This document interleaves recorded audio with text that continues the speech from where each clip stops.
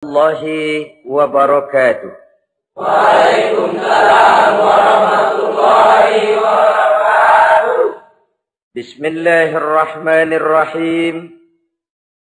Alhamdulillahi rabbil alamin. Wassalatu wassalamu ala ashrafil anbiya'i wal mursalin, imamil muttaqin, sayyidil ghurril muhajjalin, Sayyidina wa maulana Muhammadin wa ala alihi wa ashabihil mujahidin at-tahirin, amma ba'du. Saudara-saudara kaum muslimin rahimakumullah. Dalam kehidupan ini, pada satu sisi memang kita harus melaksanakan berbagai kegiatan amal ibadah. Tetapi pada sisi lain, kita juga harus menjaga jangan sampai amal ibadah yang sudah kita kerjakan itu dihancurkan oleh sikap kita sendiri. Bahwa kita sudah sholat, alhamdulillah. Bahwa kita sudah zakat dan memberikan sedekah, syukur. Bahwa kita sudah melaksanakan ibadah haji, thayyib. Apakah dengan demikian amal kita sudah menjadi banyak? Nanti dulu. Jangan berbangga hati dan puas diri. Pada kesempatan yang berbahagia ini, saya ingin menyampaikan satu hadis yang diriwayatkan oleh Imam Ad-Dailami, di mana Rasulullah sallallahu alaihi wasallam pernah bersabda, "Sittatu asya'in tuhbitul a'mal." Ada 6 perkara yang bisa menghancurkan amal yang sudah kita kerjakan. Salat yang sudah kita kerjakan itu, zakat yang sudah kita bayarkan itu, haji yang sudah kita tunaikan itu, bisa dihancurkan oleh 6 perkara ini. Nanti di akhirat, pada saat setiap orang menunggu pahala dari ganjaran amal yang ia kerjakan di dunia ini, kita menanti dan menanti, ya Rabb, mana amal kebaikan saya? Mana pahala kebajikan yang saya lakukan? Hasilnya tidak ada. Amal yang kita kerjakan dihancurkan oleh sifat-sifat yang akan kita kemukakan pada pertemuan kali ini. Yang pertama yang bisa menghancurkan amal adalah al-istighalu bi'uyubil khalqi. Orang yang terlalu sibuk mencari-cari aib dan kekurangan pada diri orang lain. Habis waktunya hanya untuk mengorek-ngorek celah orang, sementara ia lupa pada aib dan celah dirinya sendiri. Sifat seperti ini menghancurkan amal yang sudah kita kerjakan. Sedangkan baginda Nabi mengajarkan, tuba liman syaghalahu aibuhu an uyubin nas. Beruntunglah orang yang kekurangan pada dirinya menyebabkan dia sibuk sampai ia tidak sempat mencari-cari aib dan kekurangan pada diri orang lain. Saudara-saudara kaum muslimin rahimakumullah. Sibuk mencari aib orang tentu bukan dengan tujuan positif. Latar belakangnya kadang-kadang karena jealous, karena hasud, kecemburuan sosial. Sore, pagi, siang, malam kita korek-korek kesalahan orang. Dengan target hancur martabatnya, jatuh kehormatan dirinya, hilang nama baiknya, dilupakan dan terisolir dari tengah-tengah masyarakat. Perbuatan yang demikian sungguh terlalu amat sangat kejam. Salat kita, puasa kita, haji kita bisa dihancurkan jikalau kita terlalu sibuk mencari-cari aib orang lain. Muslim dengan muslim itu bersaudara. Kalau kita menganggap muslim yang lain adalah saudara kita, maka aibnya adalah aib kita. Kekurangannya juga adalah kekurangan kita. Pada saat kita melihat pada dirinya terdapat kekurangan, tugas kitalah menutupi. Ini yang dijamin oleh Nabi, man satara musliman satarahullahu fid dunya wal akhirah. Siapa yang menutupi aib dan celah orang-orang beriman, Allah akan menutupi aib dan celaknya di hari akhirat nanti. Zaman sekarang, zaman gosip, Zaman sekarang, zaman isu. Sehingga hal yang 1 meter pun dapat jadi 5 meter. Yang 5 meter dapat saja menjadi 10 meter.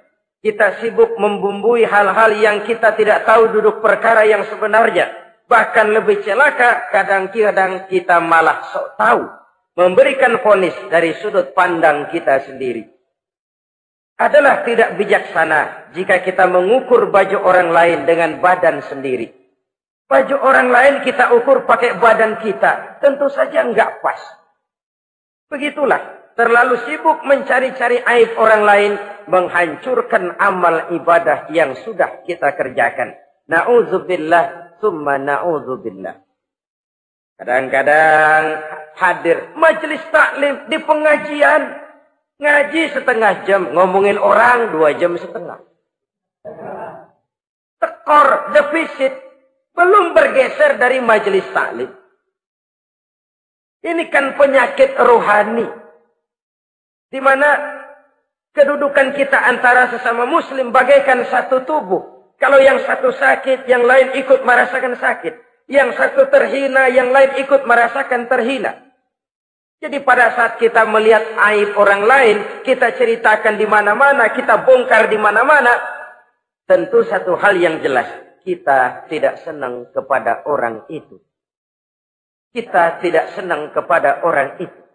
Dan kalau sudah tidak senang, maka fungsi persaudaraan bisa berubah menjadi permusuhan. Oleh sebab itu, kalau ada 2 orang berselisih, boleh kita bohong untuk mendamaikan 2 orang tadi. Misalnya si A sama si B berantem nih, jengkel, marah-marahan. Saudara datang ke rumah si A. A, saya dengar kamu lagi marahan sama B. Iya itu si B, kurang ajar. Bangsat, bajingan, tengik. Pokoknya kalau ketemu, awas.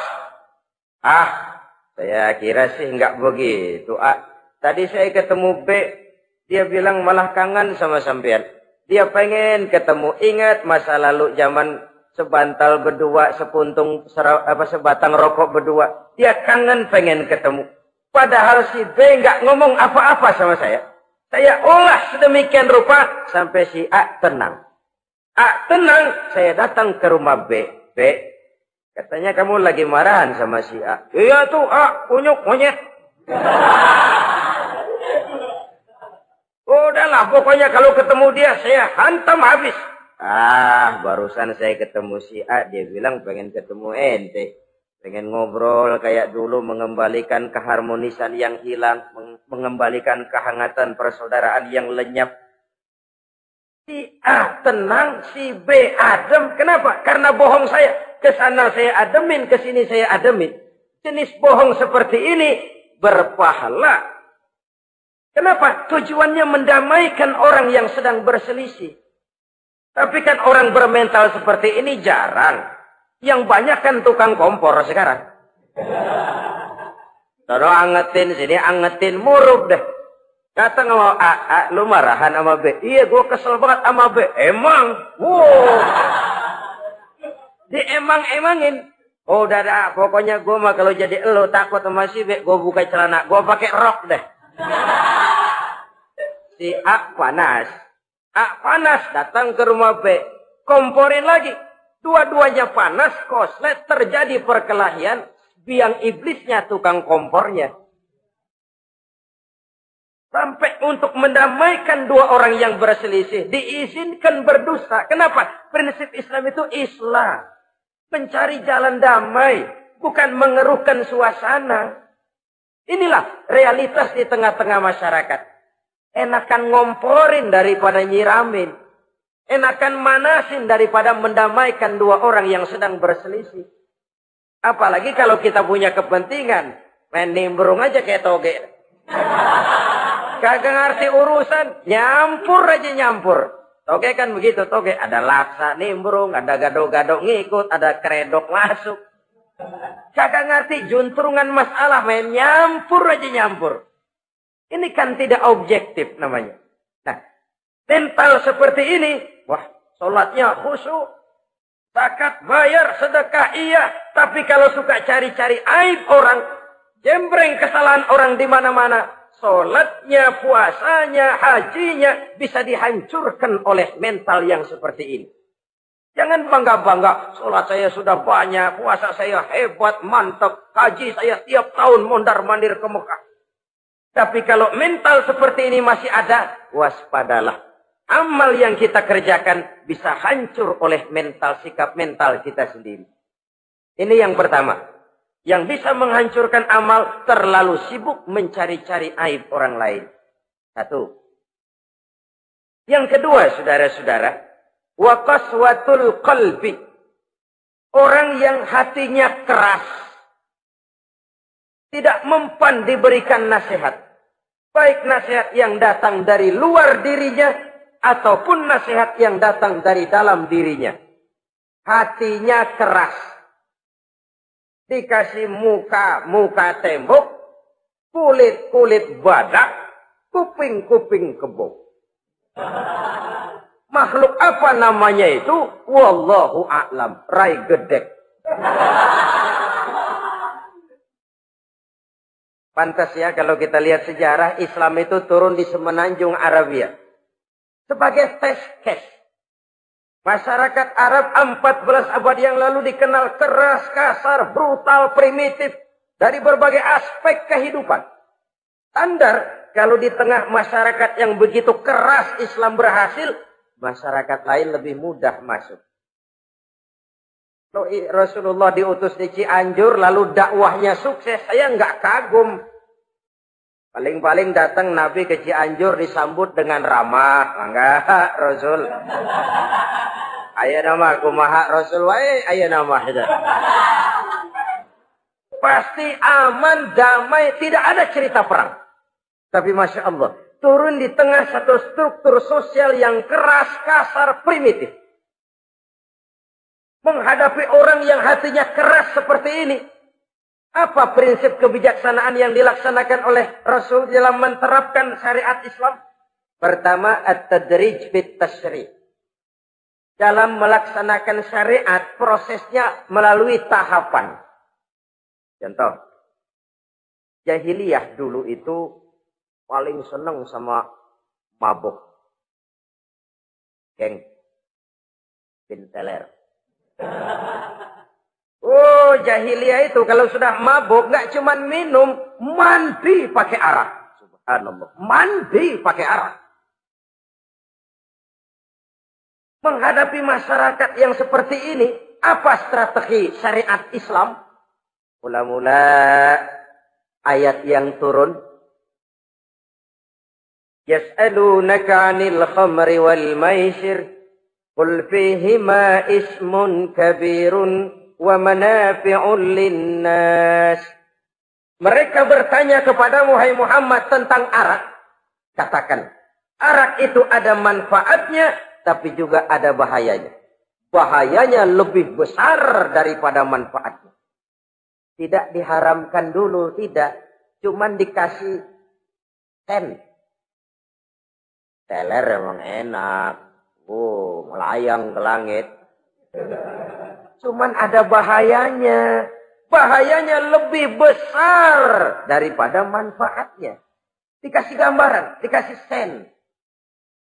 Tidak diharamkan mutlak dulu, tidak. Bertahap dikit dulu. Nih. Urusannya begini nih. Ada manfaatnya, tapi ada bahayanya. Bahayanya lebih besar daripada manfaatnya. Cek rasio berpikir. Setelah tahu bahayanya lebih besar, kan dikit-dikit mulain jauh. Mulain ngurangin, jaga jarak. Setelah ada jarak, turun peringatan kedua. La taqrabus salata wa antum sukara. Jangan dekati salat kalau kamu lagi mabuk. Salat sehari semalam 5 kali. Berarti 5 kali mereka harus jaga diri. Jangan sampai mabuk. Makin jauh. Setelah jauh sekali, kira-kira tidak goyah, turun vonis. Innamal khamru wal maisir wal ansab wal azlamu rijsun min amali syaitan fajtanibu la'allakum tuflihun. Arak itu najis, kotor, perbuatan setan. Jauhi, pasti kamu akan beruntung. Baru timbul hukum haramnya. Orang udah nggak kaget. Kenapa? Pagi-pagi udah dikasih sen. Bahayanya lebih besar. Kalau sholat jangan, kalau mabuk jangan mendekati sholat. Makin jauh. Ini tahapan. Sama juga kita kan. Begitu jebrol lahirnya cuman susu ibu. Gedean dikit sang Ambon. Kan gitu. Gedean dikit pisang ulek. Gedean dikit nasi. Udah gede bener jengkol jijelin.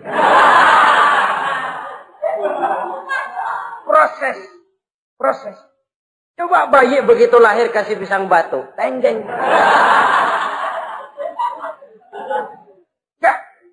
Gak kuat menerima, belum waktunya. Ini proses yang dilaksanakan oleh strategi syariat Islam untuk mengobati penyakit qaswatul qalbi ini. Keras hati. Syariatnya bertahap. Tidak drastis. Tidak kalau sudah begitu ya mesti begitu. Tidak. Konsep kedua. Taklilut takalif. Menyedikitkan beban. Coba kita lihat. Seluruh konsep agama. Kalau kemampuan melaksanakan perintah berkurang. Stressing perintahnya ikut turun. Angkat tuh beras 100 kilo. Nggak kuat pak. 30 kilo dulu deh. Ntar balik lagi. Lama-lama juga habis. Ini konsep untuk mengobati qaswatul qalbi. Bertahap. Semua perintah agama itu begitu. La yukallifullahu nafsan illa wus'aha. Allah tidak memberikan beban kecuali sesuai dengan kemampuan yang dimiliki oleh seseorang. Kalau kemampuan melaksanakan perintah berkurang, stres perintahnya juga ikut menurun. Sholat wajib diri. Kalau mampu. Gak bisa pak sholat berdiri. Sholat dengan berbaring. Kalau mampu. Berbaring gak bisa pak. Pinggang kurap. Sholat. Pakai isyarat. Kalau mampu. Pakai isyarat tidak bisa. Dalam hati. Setiap kemampuan melaksanakan perintah berkurang, stres perintahnya juga menurun. Taklilut takalif, ini juga salah satu strategi mengantisipasi kerasnya hati. Nah. Konsep yang ketiga dari syariat, al-musawat bainan nas fi takalifil ahkam. Persamaan terhadap manusia di dalam berhadapan dengan hukum Allah. Kadang orang yang hatinya keras itu, logikanya jalan, ngukur suasana. Gimana sih lu? Menggerib kagak bawa ke masjid? No, yang Pak Haji masih di perapatan. Yang Pak Haji disebut. Itu kan cenderung orang begitu. Kalau dia nyolong ayam, dia tunjuk orang yang nyolong kambing. Ini apologi namanya. Kenapa lo nyolong ayam? No, yang maling kambing urusin. Gedean. Apologi. Lah kapan mau beres kalau begitu? Tidak introspeksi, tidak self-correction. Itu apologi. Untuk menutupi kelemahan diri, menunjuk kesalahan orang lain yang lebih besar. Itu kan nggak jantan namanya. Apologi. Tidak ada sifat untuk memperbaiki diri sendiri. Karena kecenderungan ini ada, Islam menutupi itu. Dengan apa? Semua manusia sama dalam berhadapan dengan hukum Allah. Tidak ada iri hati dalam hukum Islam ini. Salat wajib. Wajib. Bagi siapa? Yang sudah balik dan mampu. Terhadap semua strata. Jenderal wajib. Kopral wajib. Apalagi hansip. Tidak ada fasilitas. Wah kamu jenderal nggak apa-apa dah. Sembahyang setahun 2 kali. Idul Fitri aja sama Idul Adha. Enggak tuh. Semua manusia sama dalam berhadapan dengan hukum Allah. Itu yang Nabi ingatkan. Orang-orang sebelum kamu dahulu hancur. Umat-umat sebelum ini rusak binasa. Kenapa? Karena mereka. Kalau orang kecil berbuat salah. Hukum cepat-cepat ditegakkan. Tapi kalau yang besar berbuat salah. Mereka diam pura-pura tidak tahu. Jadi apa ini? Yang namanya mafia peradilan. Bukan cuma zaman ayeuna. Sejak zaman sebelum Islam Nabi sudah mengingatkan. Mereka dahulu hancur. Kenapa? Kalau orang kecil berbuat salah, hukum buru-buru ditegakkan. Rame-rame dikeroyokin. Giliran yang gede berbuat salah, diam pura-pura enggak tahu.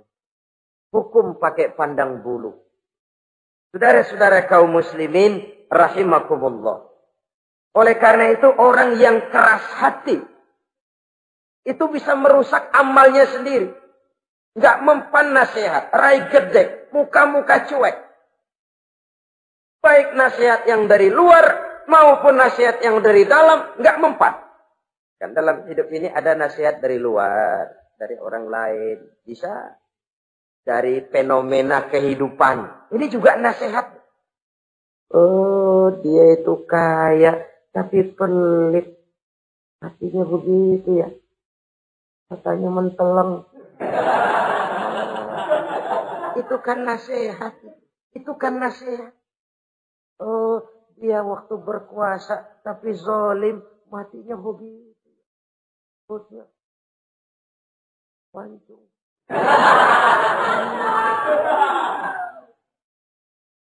Fenomena kehidupan yang kita lihat, yang kita dengar, yang kita saksikan, itu semuanya bisa nasihat. Unzuru kaifa kana akibatul mukadzibin. Lihat kehidupan ini. Dunia ini kan sebuah sekolahan besar. Semua yang kita lihat, kita saksikan, kita pelajari, bisa jadi contoh buat kita. Orang yang bijak, yang bisa mengambil hikmah dari manapun datangnya. Baik dari yang baik, maupun dari yang tidak baik.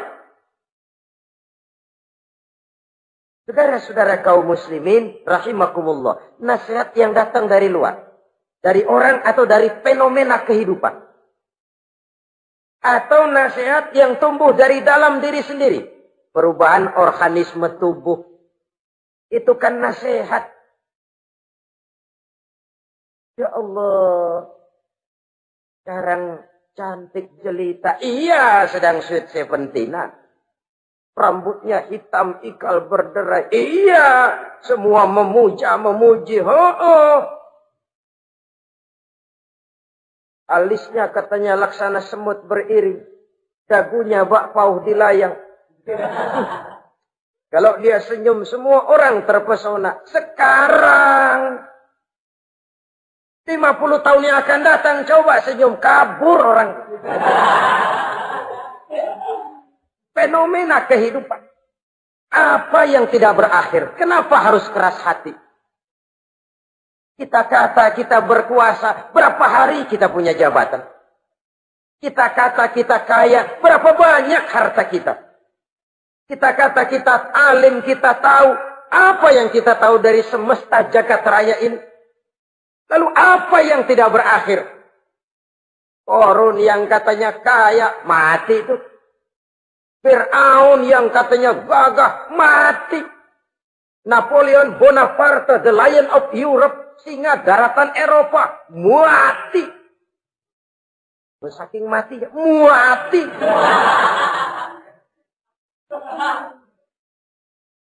Kenapa harus keras hati?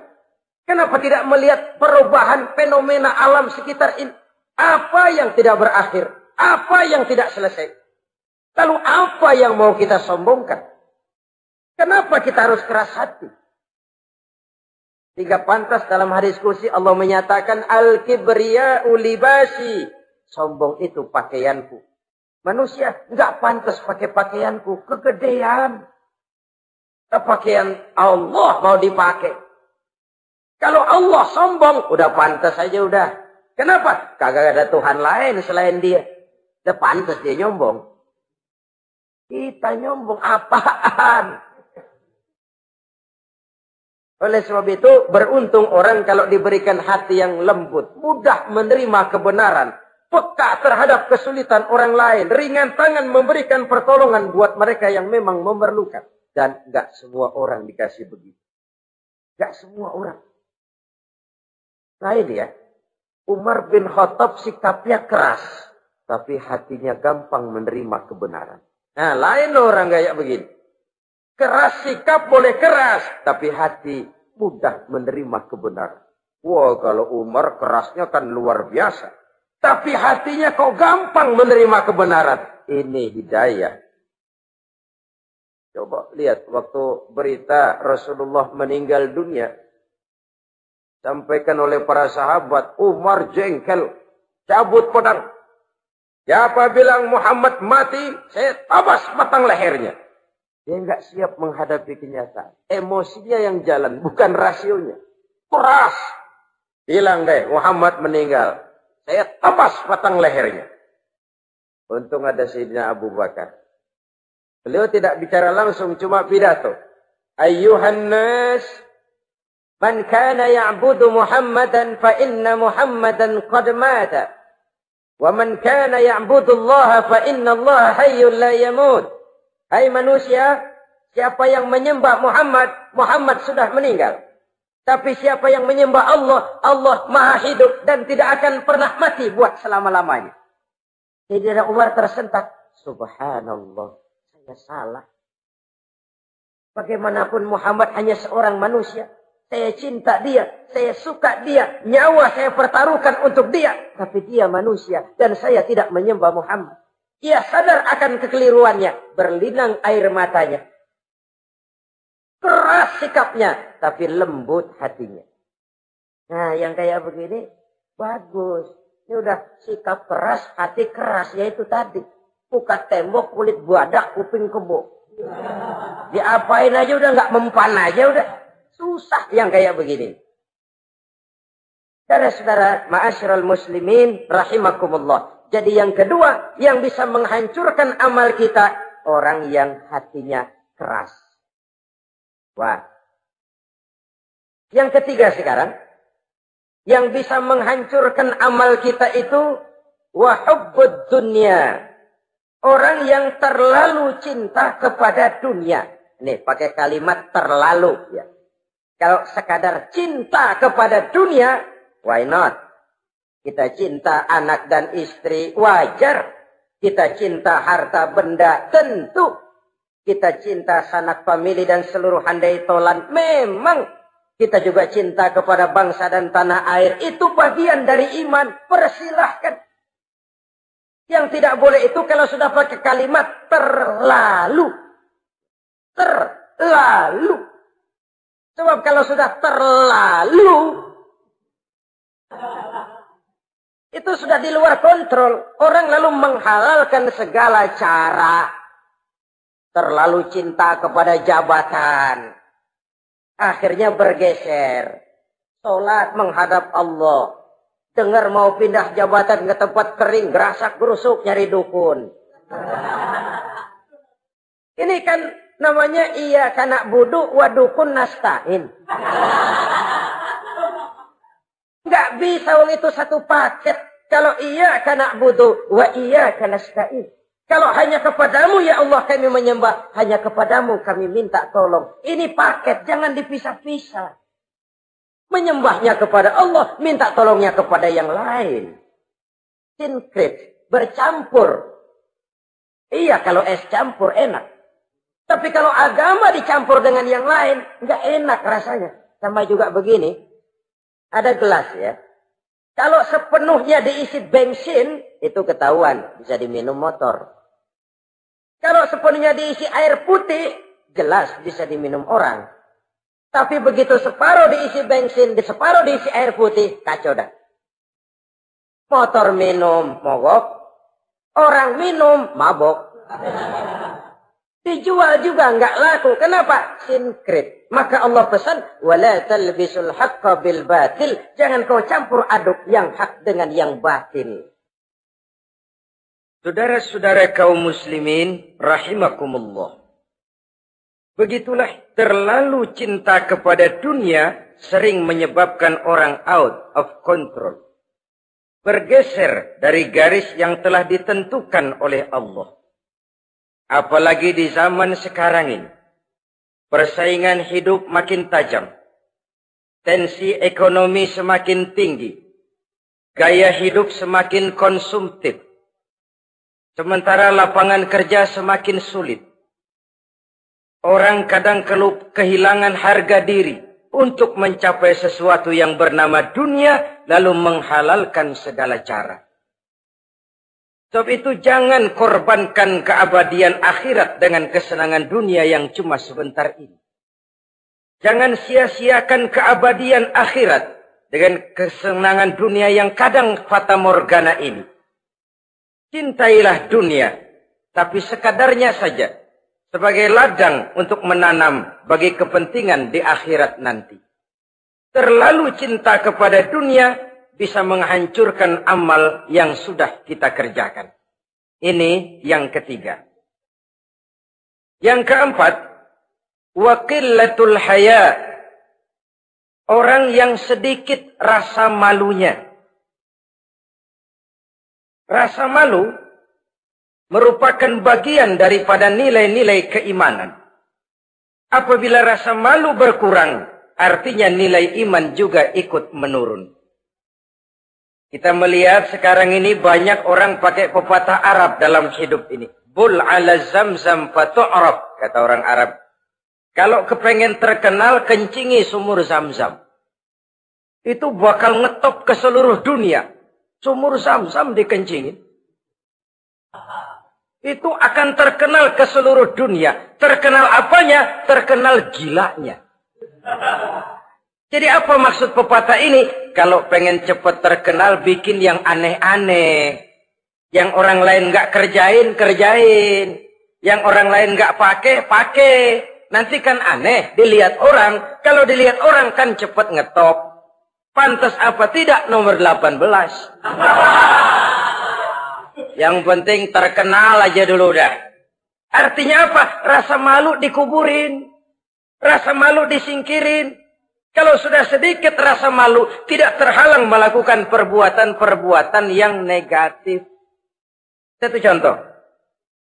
Tujuan utama diperintahkan berpakaian itu kan menutup aurat.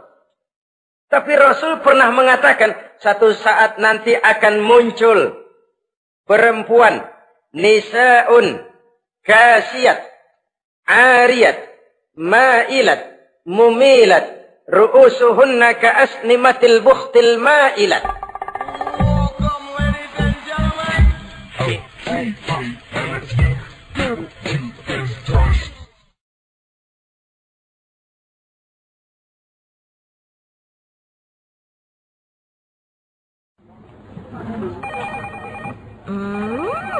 What is it? Ooh, a new chocolate product by the Integral CJ's Management. What chocolate? No, my girl. It's a new CJ's brand. Kepalanya ditata begitu rupa persis kayak punggung onta. Itu rambut lagu apa tahu deh.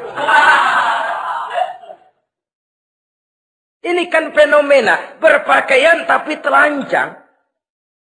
Kenapa? Yang dikejar mode, yang dikejar merek. Kiblatnya Paris, London, Roma.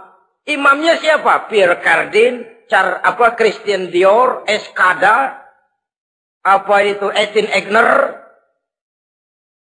Merek yang dikejar, mode yang dikejar, aurat pontang-panting. Ditambah oleh tayangan-tayangan berbagai iklan yang merangsang anak-anak kita untuk hidup konsumtif. Yo, iyo yo. Cocok iya jeng urang yo. Terangsang dia untuk konsumtif. Dihadapkan kepada kenyataan. Suasana ekonomi nggak menunjang. Orang tua lemah ekonominya. Dia lihat sekelilingnya ternyata yang lain juga begitu. Banyak teman senasib, kumpul. Disingkirkan rasa malu. Akhirnya tukang bajai ditodong. Qillatul haya, sedikit rasa malu. Kalau sedikit rasa malu, dia tidak terhalang lagi melakukan perbuatan-perbuatan yang negatif. Dan itu berarti menghancurkan amal-amal yang lain. Sebab itu budaya malu ini sangat penting. Coba kalau dia hinggap di hati seorang pejabat. Pejabat yang punya rasa malu, Masya Allah, membawa manfaat yang besar buat rakyatnya. Contoh saja ya, di Jepang itu ada Perdana Menteri Hosokawa, saudara-saudara dengar. Baru 8 bulan jadi Perdana Menteri. Dia dijuluki Mr. Clean. Mister Bersih. Diisukan terlibat skandal cuma 4-6 miliar rupiah. Itu pun buat kampanye kemenangan partainya. Diisukan begitu rupa, malu Hosokawan.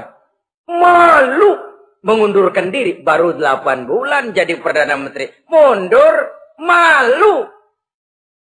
Padahal Hosokawan nggak kenal ketuhanan yang Maha Esa. Nggak kenal. Tapi budaya malunya luar biasa. Nah kalau sudah pejabat nggak punya malu, habis. Kan sekarang umpamanya nih, ada impres desa tertinggal, disunatin.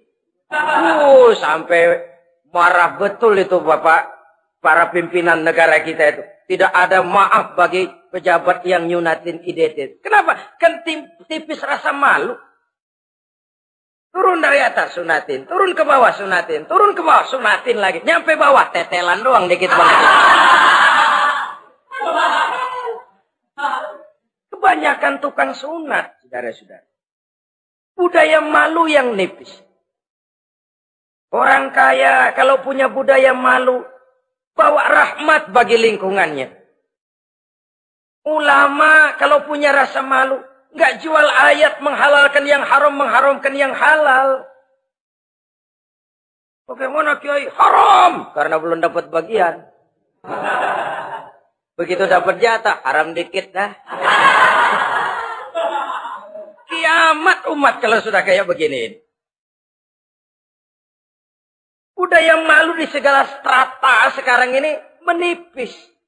Dan itu tentu berangkat dari kualitas keimanan. Ini yang perlu dipompa ke permukaan. Dan dilematis memang sering terjadi. Satu contoh, pada satu sisi kita menggalakkan proyek pariwisata. It's okay, kita perlu devisa. Tapi pada sisi lain kita harus menjaga nilai-nilai luhur dari budaya bangsa kita.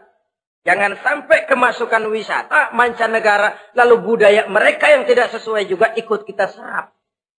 Bule masuk ke Indonesia, pakaian seenaknya. Dia mau udah pantas aja udah. Perempuan ayab-ayaban ke pasar pakai kutang doang. Bule, pantas aja. Bocah kita ayab-ayaban ke pasar pakai kaos kutang, perempuan mana panok melulu.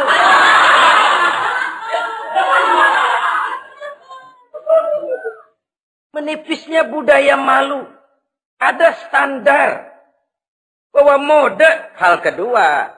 Merek apalagi. Yang pertama itu menutup aurat. Dari sisi berpakaian saja. Kalau anak-anak kita diracuni oleh yang namanya mode, diracuni oleh yang namanya merek, dia akan terbuai hidup dalam alam kepalsuan. Sekarang ini hidung pesek bisa dibikin mancung. Kulit keriput jadi kencang. Operasi plastik. Pada sisi lain pengaruh duit juga luar biasa. Ya aki-aki keriput kalau habis gusuran kenceng lagi. Pasaran keras lagi. Oleh sebab itu budaya malu ini perlu kita kembangkan. Supaya di semua strata sosial memiliki budaya yang namanya malu. Sederhana memang, tapi tidak semudah mengucapkannya.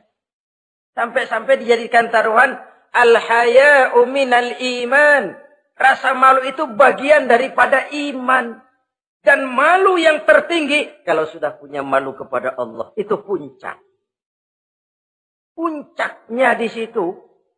Kalau cuma malu sama mertua, ngaling aja dikit, dia kagak tahu.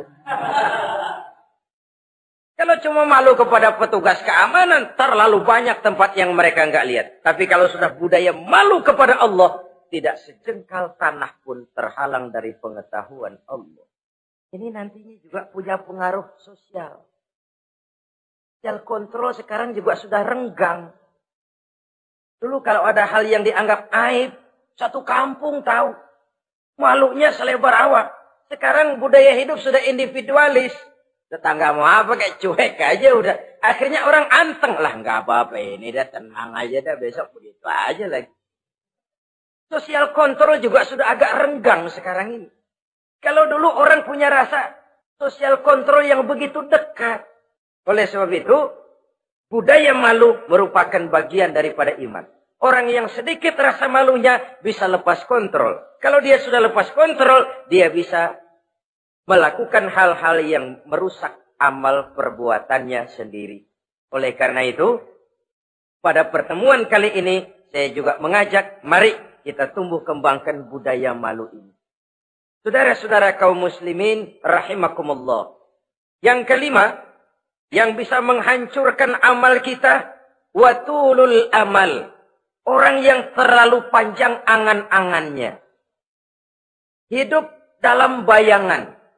Kakinya tercabut dari alam realitas.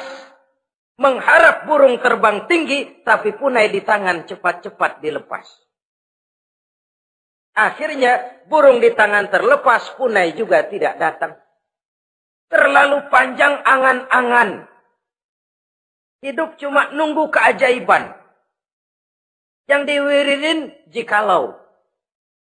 Orang sudah kemana-mana dia masih anteng. Jikalau andai kata umpama misalnya.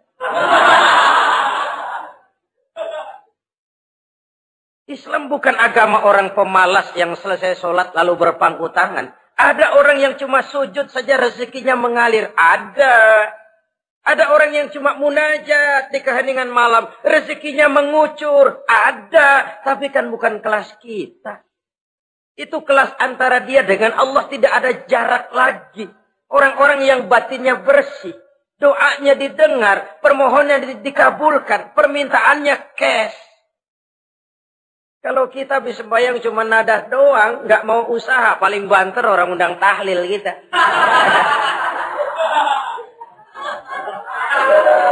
Sebesek campur geretan dulu. Kita ini tahap yang bekerja, berusaha, berdoa, tawakal. Pernah dalam satu sholat Jumat Rasulullah di masjid. Ada seorang sahabat Baduy. Datang dari pedalaman mau sholat Jumat. Turun dari onta cepat-cepat masuk ke masjid. Ditegur oleh Rasul. Ontamu sudah kamu ikat? Belum ya Rasul. Kenapa? Saya tawakal kepada Allah. Marah Rasul. Keluar. Ikat ontamu. Masuk lagi ke masjid. Baru tawakal. Sederhana sekali. Tapi inilah gambaran kehidupan. Ikat ontamu baik-baik. Baru tawakal. Kalau nggak diikat. Udah tawakal terus hilang. Tawakalnya salah. Sudah diikat rapi-rapi masih hilang juga. Nah, tawakalnya benar. Sudah usaha, sudah ikhtiar. Toh hilang juga. Gambarannya sederhana. Ikat ontamu baik-baik. Lalu masuk ke masjid. Barulah engkau bertawakal. Jangan onta dibiarin keliaran. Lalu tawakal. Tawakalnya yang salah. Saudara-saudara kaum muslimin. Rahimakumullah. Islam mengajarkan keseimbangan. Kita wajib berusaha. Tapi tidak wajib untuk berhasil. Hasil itu hak prerogatifnya Allah. Berusahalah sebagaimana harusnya di satu sisi. Tapi minta tolonglah kepada Allah di sisi lain. Ada keseimbangan. Orang yang terlalu panjang angan-angannya. Biasanya malas bekerja. Terangsang ngejar kerjaan yang gede. Yang kecil kagak dikerjain. Akhirnya yang kecil lewat, yang gede kagak datang. Padahal rezeki itu kan yang penting mudawamahnya ya, rutinnya. Biar banyak tapi begitu sekali datang banyak, begitu stok 10 tahun kagak datang terus. Sengsara juga. Yang penting mudawamah, continue-nya itu. Biarin duit sih banyak, asal rutin aja. Gak apa-apa. Tulul amal, terlalu panjang angan-angan. Hidup di alam bayangan. Terlepas kaki dari akar kenyataan. Hidup ini kan kenyataan, harus dihadapi secara nyata. Islam ini agama yang wajar, hiduplah secara wajar. Jangan melakukan sesuatu yang memang bukan makom kita di situ. Artinya apa? Kalau memang kita cangkir, lalu minta air seember, kan lebihnya mubazir. Cangkir, minta air diisiin seember. Buat apa lebihnya? Bukan makom kita. Jangan tercabut dari akar kenyataan. Siapa sih kita ini? Jangan ibadah baru ala kadarnya, sikap udah kayak wali.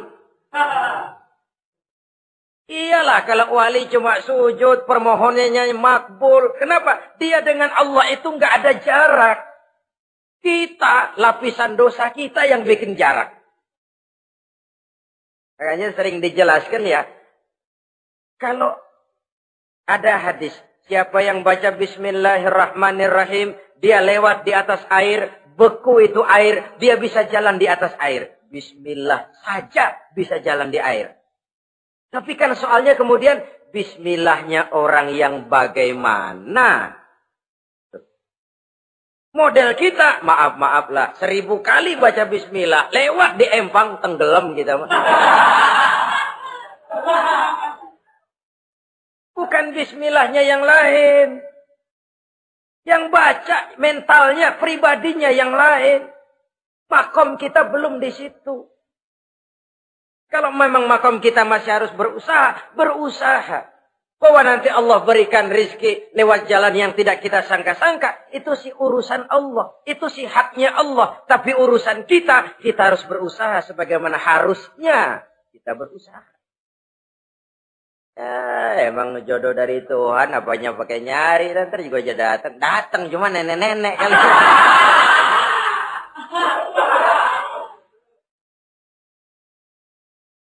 Bekerja, berusaha. Jangan terlalu panjang angan-angan. Hiduplah secara nyata, apa adanya, yang wajar-wajar saja. Tinggal di gubuk reot, hidup pakai gaya jet set. Ngagul dah. Sama merek mobil kenal banget, mobil orang-orang. Udah bukan main kalau ngomong dah. Di atas awan hidupnya. Di atas awan. Ngomong kagak ada yang kecil. Gak pakai juta udah. Miliar. Triliun. Ngerokok tetap aja ngombe.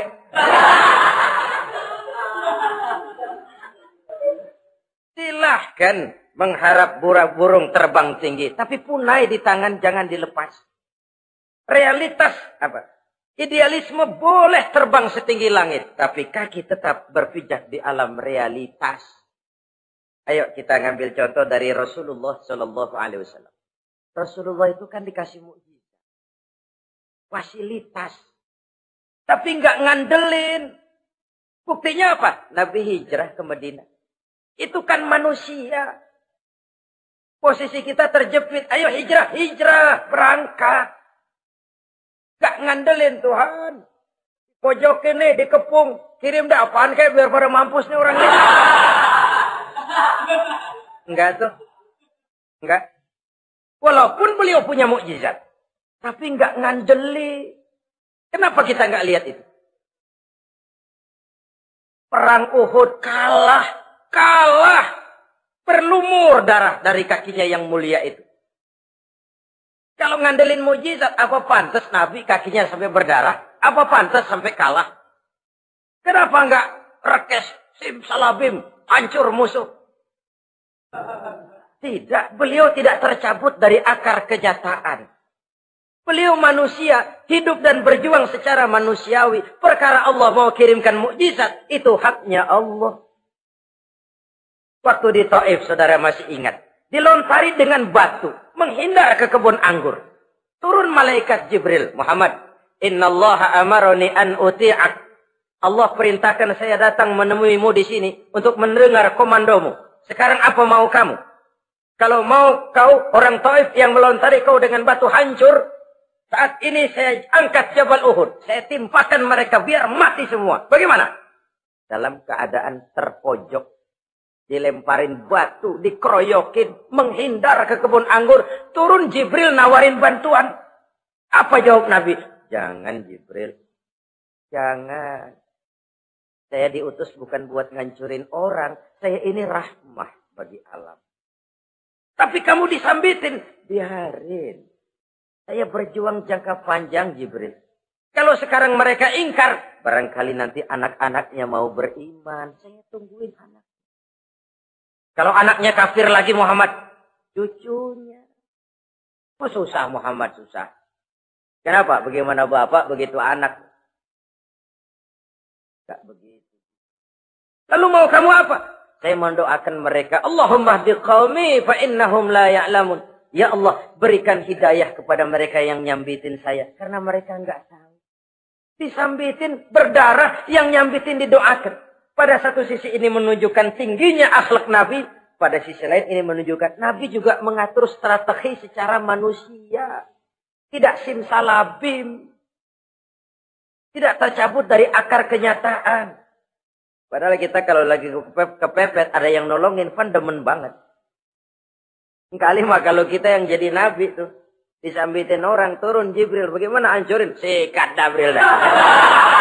Habisin aja, habisin. Hijrah ini usaha ikhtiar manusiawi. Perang kalah manusiawi. Putra tercinta wafat berlinang air mata manusiawi. Sakit manusiawi. Padahal punya mukjizat. Tapi enggak ngandelin. Semua nabi juga gitu. Nabi Musa dikasih tongkat. Tapi berapa kali tuh tongkat dipakai? Waktu ngelawan tukang sihir. Waktu nyebrang di Lautan Merah. Itu aja. Selebihnya Nabi Musa berjuang secara manusia. Berusaha. Gak mentang-mentang punya mukjizat. Tongkat tiap dapat kesulitan. Awas tongkat.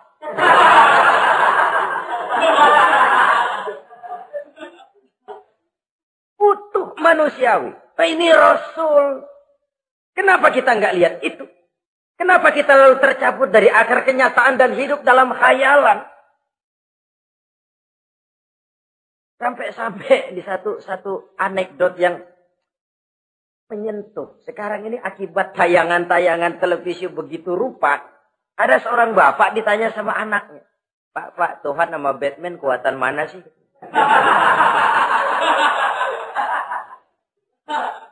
Logikanya sudah dipenuhi oleh gambaran Batman. Bahwa Batman itu kuat, gagah, menolong yang lemah. Timbul logika. Kuatan mana sama Tuhan gitu. Pengaruh yang dia lihat itu membentuk opini. Sama juga sekarang coba lihat ibu-ibu. Kalau udah Cassandra, itu masakan ditinggal tuh angus di dapur.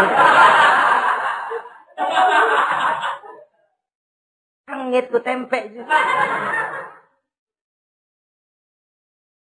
Saudara-saudara kaum muslimin, rahimakumullah. Begitulah yang kelima, yang bisa menghancurkan amal kalau orang terlalu panjang angan-angan. Hiduplah secara wajar karena Islam memang agama yang wajar. Jangan melakukan sesuatu yang memang bukan makom kita di situ. Jangan melakukan sesuatu yang memang bukan posisi kita di situ. Kullun ya'mal ala syakilatih. Jangan minta ayam menggonggong. Jangan minta kambing mengeong. Bukan bagiannya. Bukan bidangnya. Sama juga orang ngomong, apaan mubalik kerjanya ngomong doang. Sekarang kan zaman pembangunan. Mana ada mubalik ngurus irigasi. Nah, kalau mubalik ngurus irigasi, apa lurah mau ngajar fikih? Jangan tercabut dari akar kenyataan. Toh prinsip modern saja mengajarkan the right man on the right job. The right man on the right place. Orang harus ditempatkan sesuai dengan bidangnya. Jangan tercabut dari akar kenyataan. Inilah kita. Dan inilah yang harus kita lakukan. Hidup ini kenyataan. Hadapilah secara nyata. Perkara Allah mau membuat yang lain. Itu hak prerogatif Allah. Bukan urusan kita. Yang terakhir saudara, yang keenam yang bisa menghancurkan amal kita, wa zalimun la yantahi. Perbuatan zalim yang tidak sanggup dihentikan. Zalim kepada Allah, zalim kepada makhluk atau zalim kepada diri sendiri. Ada orang zalim kepada Allah. Begini banyak nikmat yang diberikan Allah, enggak sanggup dah kita ngitungnya. Dari bangun tidur sampai tidur lagi nikmat enggak pernah berhenti itu. Bahkan kita tidur sendiri. Sadar nggak kita waktu tidur nggak berdaya? Coba ketika kita ngorok pulas, andai kata kecoa 16 masuk ke kuping kita. Siapa yang mau jagain? Siapa yang mau jagain? Nikmat. Belum pernah nikmat Allah berhenti. Begini banyak nikmat yang diberikan. Dan Allah cuma minta satu, syukuri nikmat itu. Kalau kamu syukuri, aku tambah. Kalau kamu ingkar, asal tahu saja azabku itu pedih, kata Allah. Orang yang zalim kepada Allah, orang yang tiap hari memakan nikmat Allah, tapi enggak pernah mensyukurinya. Akaltum ni'mata rabbikum walam tashkurulah. Kamu makan nikmat Tuhanmu, tapi enggak pernah kamu bersyukur kepadanya. Itu zalim kepada Allah. Pak, dalam hidup ini kan kita dikasih waktu 24 jam sehari semalam. Sehari semalam, 24 jam. 24 jam itu Allah kan enggak minta semua. 5 waktu saja kau lapor kepada aku. Sholat. Sholat kalau bagus, 10 menit kan. Aroda tuh sholat bagus. Kilat, 5 menit dah. Kilat khusus, 2 menit. Cepet dia, nggak pakai perangko. Taruhlah yang menengah kita ambil 5 menit. Kalau 5 waktu, 5 kali 25, 5 kali 5 berarti 25 menit untuk lapor. Hai manusia, aku kasih kau hidup 24 jam. 25 menit kau lapor. Banyak yang berat. Padahal sisanya masih 23 jam 35 menit. Buah gambaran ini. Zalim kepada Allah. Padahal zalim kepada Allah yang rugi bukan Allah. Se-ASEAN tidak ada yang sujud. Apa Allah tekor? Apa Allah lalu berhenti jadi Tuhan? Apa Allah lalu jadi lemah? Tidak. Zalim kepada Allah artinya juga zalim kepada diri sendiri. Lalu zalim kepada sesama makhluk. Kadang tidak kita sengaja. Karena itu dalam Islam tidak ada kebebasan mandiri. Ya contohnya ya. Kita beli radio. Kita setel di rumah kita sekeras-kerasnya. Terus dalam hati nih. Radio gue. Beli gue pakai duit gue. Gue setel di rumah gue. Sekeras-kerasnya urusan apa sama orang. Kata kita. Tetangga kita kan boleh juga ngomong begitu. Mata gue. Yang ngantuk gue. Gue tidur di kamar gue. Ngapa suara radio lu masuk kemari? Ini kebebasan saya nyetel radio. Dibatasi oleh kebebasan tetangga saya yang mau tidur. Kalau saya perturutkan nafsu saya sudah zalim kepada dia. Zalim kepada orang lain. Dan yang banyak tidak kita sadari, zalim kepada diri sendiri. Membiarkan diri hanyut dalam munkarat dan tanpa ada usaha untuk menghentikannya. Tidak ada orang yang bisa mencelakakan diri kita terus-menerus kalau bukan diri kita sendiri. Tidak ada yang bisa menyelamatkan diri kita kalau bukan kemauan kita yang tinggi untuk menyelamatkannya. Allah sudah ciptakan kita dalam bentuk yang paling mulia. Fi ahsani taqwim. Dari sekian banyak makhluk yang diciptakan Allah, tidak ada yang sekomplit, seindah, secantik manusia. Ini harus dijaga. Jangan posisi yang sudah tinggi ini kita rendahkan sendiri. Fi ahsani taqwim posisi kita. Tapi kita rendahkan, kita kembali asfala safilin. Posisi yang paling rendah, kita zalimi diri kita sendiri. Karena itu, zalim kepada Allah, zalim kepada orang lain, zalim kepada diri sendiri, akarnya sama, mendatangkan kerugian. Dan bisa merusak amal yang sudah kita kerjakan. Oleh karena itu, mari sama-sama kita berusaha. Pada satu sisi kita melaksanakan amal ibadah sebagaimana yang seharusnya. Tapi pada sisi lain kita menjaga nilai-nilai ibadah. Jangan sampai hancur oleh perbuatan kita sendiri. Sekianlah jumpa kita kali ini. Insya Allah kita lanjutkan di lain kesempatan. Terima kasih atas segala perhatian. Mohon maaf atas segala kekurangan. Usikum wa nafsi bitaqwallah. Wassalamualaikum warahmatullahi wabarakatuh.